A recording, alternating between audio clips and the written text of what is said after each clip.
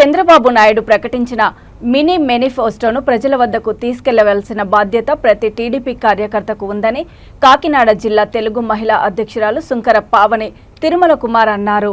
నారా చంద్రబాబు నాయుడు ప్రకటించిన బాబు షూరిటీ భవిష్యత్ గ్యారంటీ పథకాలను కాకినాడ పెద్ద మసీద్ సెంటర్ నుండి మెయిన్ రోడ్లో వ్యాపారస్తులకు కరపత్రాలు పంపిణీ చేస్తూ పావని మాట్లాడారు.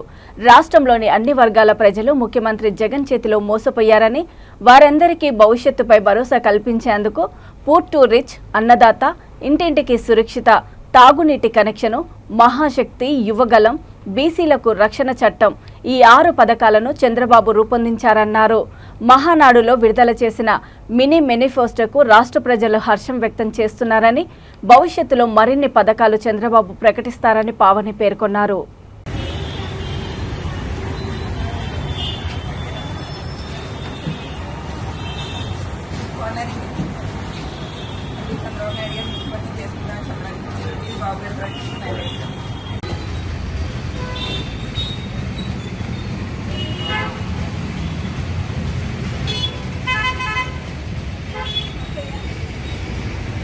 ఏదైతే తెలుగుదేశం పార్టీ జాతీయ అధ్యక్షుడు చంద్రబాబు నాయుడు గారు ప్రవేశపెట్టిన మేనిఫెస్టో బాబు షూరిటీ భవిష్యత్ గ్యారెంటీ కరపత్రాలు ఇక్కడ మెయిన్ రోడ్లోని ప్రతి షాప్ కూడా వెళ్ళి అక్కడికి వచ్చిన వినియోగదారులు కూడా అందజేయడం జరుగుతోంది.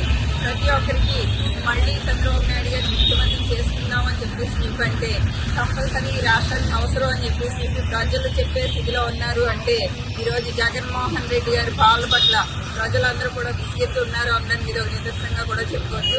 ఎందుకంటే న్యాయం గెలుస్తుందని మేమందరూ ఎప్పుడు చెప్తూనే ఉన్నాం. అదేవిధంగా చంద్రబాబు నాయుడు గారు బయటికి రావడం, తొందరలో జగన్మోహన్ రెడ్డి లోపలికి వెళ్ళడం అన్నది కూడా ఇప్పుడే అందులో వార్తను బట్టి మీరందరూ కూడా అర్థం చేసుకోవచ్చు. ఏదైతే చంద్రబాబు నాయుడు గారితోనే అభివృద్ధి, చంద్రబాబు నాయుడు గారితోనే సంక్షేమం, అదేవిధంగా చంద్రబాబు నాయుడు గారితోనే ప్రతి ఒక్క వర్గానికి కూడా న్యాయం చేకూరుతుంది అని చెప్పేసి తెలియజేస్తూ సెలవు.